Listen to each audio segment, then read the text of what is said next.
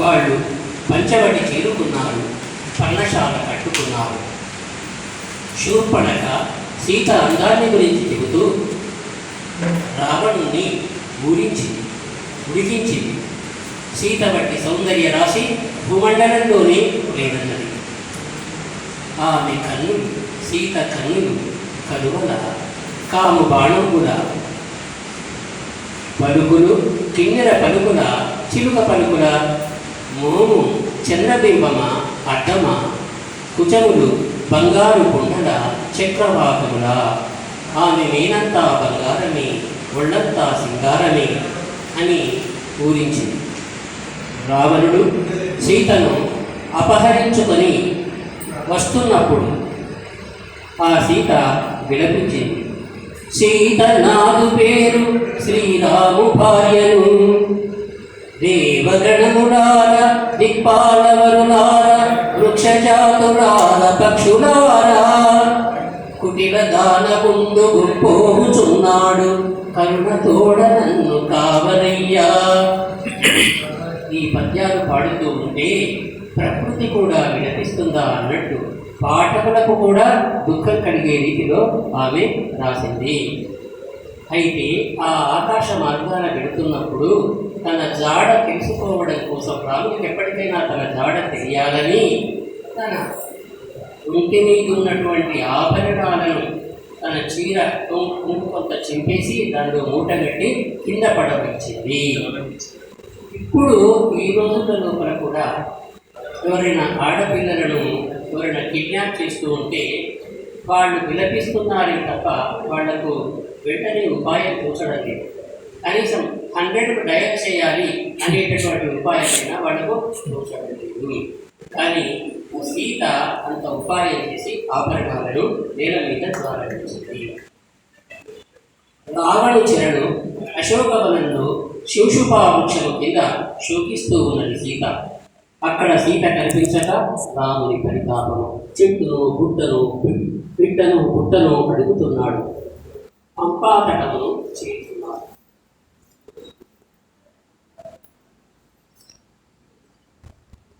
కిష్కింధాకాండలో రామునికి ఆంజనేయుడు పరిచయం అయ్యాడు. ఆ పరిచయం ఎట్లా ఉంది అంటే ఇక భగవంతుని భక్తుడు కలుసుకున్నట్టు లేదా జన్మజన్మల బంధం వినవేసుకున్నట్టు అనిపించింది. నన్నేలు దైవమా నా తండ్రి రామా, కనిపించినాడవా కారుణ్యకామా, నీ రాక కోసమే నిన్ని నాడు నిలువెల్ల కనులుగా నిలిచి ఉన్నాను అనే పాట గుర్తుకొస్తున్నది. వారి సంహరణం, సుగ్రీవులకు కిష్కింధారాజ్య పట్టాభిషేకం, ఆ తర్వాత వర్షాలు ఎక్కడకు వెళ్ళలేనటువంటి పరిస్థితి. ఉరుము ఉరిమినా, మెరుపు మెరిసినా, వడగళ్ళు రాలినా, కుండపోత వర్షం కురిసినా రామునికి సీతే గుర్తొస్తుంది. సీత అనుచు సీత పిలుచు, అందంద పరికించు, దిక్కులాలగించు నిక్కి చూచు, దశరథాత్మజుండు తన్ను తామరచును, బయలు కౌకరించు పలవరించు. ఈ పద్యం లోపల అంటే రాముడు ఒక విధంగా పిచ్చివాడైనంతగా సీత కోసం పలవరిస్తున్నాడు. కూరలు నోటికి రుచులు కూడుట తప్పెను, దుంపతూడులు కారము తోచి, జిహ్వకున్ కమ్మని తేనెలు చేదులయ్యే, కంగారయ చిత్తమంతయును కంటికి నిద్రహింపదయ్యే. రాముని పరిస్థితి ఎంత దీనంగా ఉందో అర్థమవుతుంది. సుందరాకాండలో హనుమంతుడు సముద్రాన్ని లంఘించాలి. ఆ సముద్రాన్ని లంఘించే ముందు అంటే మనం దుమకడానికి కాళ్ళు ఎట్లా మోపుతామో, ఎలా ఎగురుతామో అది మన కళ్ళకు పట్టినట్టుగా మొదలు వర్ణించింది. మొగము బిగించి పాదములు మొత్తముగా ఆవిడి నూది తొక్కి, నీటుగా మొగమెత్తి భీకర కఠోర తవంబున ఆర్చి, పావుడత్యగడు శరీర నూచి వలయంబుగ వానము పిచ్చి, నగము సగము కృంగ కపినాథుడు నింగికి దాటి దిక్కునన్. ఒక సన్నివేశాన్ని మనం చూస్తున్నట్టుగా వర్ణించడం మొల్ల చక్రి. లంకకు చేరుకున్నాడు హనుమ. సూక్ష్మ రూపం ధరించాడు. ఎక్కడెక్కడ వెతకాలో అవన్నీ వెతుకుతున్నాడు. గాలిలీల శీతకర కాంతి విఖ్యాతి ధూమరేఖ రీతి దూరి చొచ్చి అసుర మందిరమున అక్కడ ఇక్కడ కలియ తిరిగి వెదకి కవివరుండు. సూక్ష్మ రూపంలో ఉన్నాడు కాబట్టి గాలి మాదిరిగా వెళ్తున్నాడు, ధూమరేఖ మాదిరిగా వెళ్తున్నాడు, కాంతి మాదిరిగా వెళ్తున్నాడు. అశోకవనం చివరికి అశోకవనంలో సీత కనిపించింది. ఆమె సీతే అని ఎలా అనుకున్నాడు? రాము తలచుకొంచు రాముని పేర్కొంచు రామ రామ అనుచురమణి పలుగా కపివరుండు సూచి కావిని రత్నంబు సీత ఎనుచు పొంగి చిత్తమందు. ఈ లంకారాజ్యంలో రామనామం ఇంకెక్కడి నుండి వినిపిస్తుంది? ఈమె సీతని అని నిర్ధారించుకున్నాడు. రావణుడు మంది మార్బలంతో సీతాదేవి దగ్గరకు వచ్చాడు. ఆదరించడానికి, బెదిరించడానికి, భయపెట్టడానికి. ఎత్తికి శంకరాచల మహీన బలంబున పందిలాగునన్ మొత్తికి సర్వ దిబ్బతుల మోగిన గర్వము విచ్చి పారగా ఒత్తికి శత్రుభూపతుల నుగ్రరణంబున భూమి తెల్లగా. ఇంతటి వైభవం నాకుంటే ఆ రామలక్ష్మణుడంత జడలు ధరించి తపసుల చందమునను తమ్ముడును తాను ఘోర దుర్గమ్ములందు కూరగాయలు కూడుగా కుడుచునట్టి రాముడే రీతి లంకకు రాగలండు అని సీతను బెదిరిస్తున్నాడు. సీత, నేను ఎంతోమంది స్త్రీలను చెరపట్టినాను, అయినా నీ కన్నుల సౌభాగ్యము, నీ ముఖకాంతి, నీ కరముల లావణ్యము నాక స్త్రీలందు లేదు నాకు చూడని.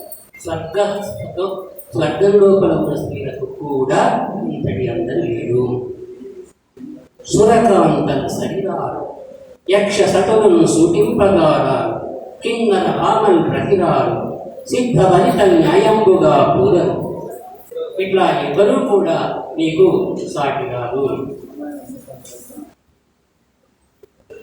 ఇంత బెదిరిస్తే, తన గొప్పతనాన్ని ఇంత చాటుకుంటే సీత ఒక్కటే మాట అన్నది.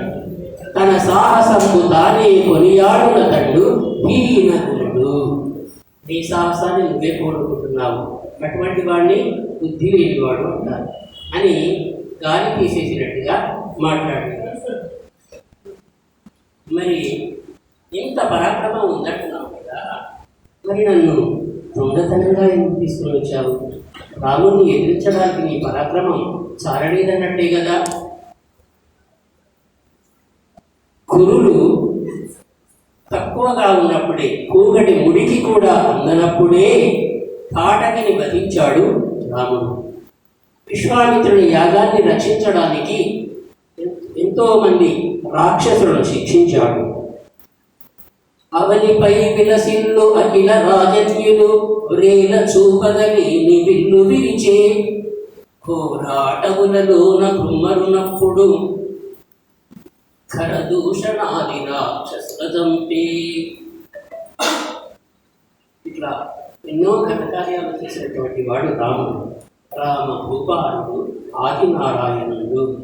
అట్టి రాముడు ఈ అభ్యయనగనెంత, లంకయననెంత, ధనుజుల పొంకనెంత, నీ వనగ ఎంత, నీ రాము చీర ఎంత, చెప్పనేటికి నీవు సూచనవు సహా.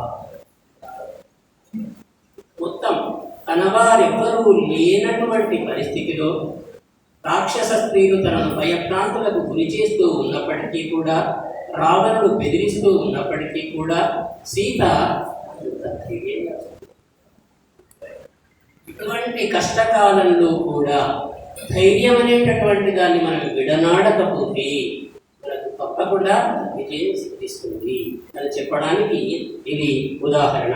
అంటే ఆమెకు చాలా కాన్ఫిడెన్స్ అన్నమాట. అంటే ఇప్పటి వరకు వాళ్ళది గంటనే లేదు, వాళ్ళు రానే లేదు, అయినా కానీ సీత అన్నది అట్టి రామునకి అబ్బి అనగనెంత లంక ఎననెంత ధనుజుల కుంకనెంత నేడేవి శాంతిమా. ఈరోజు వెళ్ళు, ఈ ఒక్కరోజైనా శాంతితో ఉండు, ఇక రేపటి నుంచి ప్రశాంతత అనేటటువంటిది ఉండదు అని ఆ సీత అన్నది. ఇంకా రావణుడు బెదిరిస్తున్నాడు. అఖిల లోకముల నా యాజ్ఞ నిలిపితి, వేపు మూకల చేత వెట్టి చేయించితి, చెరలు పట్టికి గంధర్వ సిద్ధ సాధ్య భుజగసుర యక్ష కిందన ముఖ్య సతుల, ఇట్టి సామర్థ్యమెవరికి నాడు కలదు మరి నా కొత్తనికి కాక మంజువాణి. రావణుడు వెళ్ళాడు. ఆంజనేయుడు వృక్షము నుండి కిందికి దిగాడు. సీతతో రాముని పండునని చెప్పాడు. శ్రీరామ ముద్రికను చేతికిచ్చాడు. నా రాముడు ఎలా ఉంటాడో చెప్పు అని అడిగితే, నీల మేఘఛాయ బోలు దేహము వాడు, ధవడాబ్జ పద్మ నేత్రముల వాడు. ఈ పద్యం తెలుగునాట ఆనోట విరివిగా వ్యాప్తి చెందింది. సీత తన శిరోరత్నాన్ని ఆనవాలుగా హనుమకిచ్చింది. ఆమె దీవెనలు పొంది ఇక వెళ్ళబోతూ రావణుడికి తన రాకను ఎరిగించాలనే ఉద్దేశంతో అతని ఉద్యానవనాన్నంతా ధ్వంసం చేశాడు. కోట గోడలను కొన్నిటిని కూల్చివేశాడు. అది తెలిసి రాక్షసుడు వస్తే వాళ్ళను చంపివేశాడు. రావణుడి కుమారుడు అక్షకుమారుడు మరణించాడు. ఇంద్రజిత్తు బ్రహ్మాస్త్రంచే హనుమంతుడు బంధింపబడ్డాడు. రావణుని సన్నిధికి తోడ్కొనబడ్డాడు. అప్పుడు రావణుడు అన్నాడు,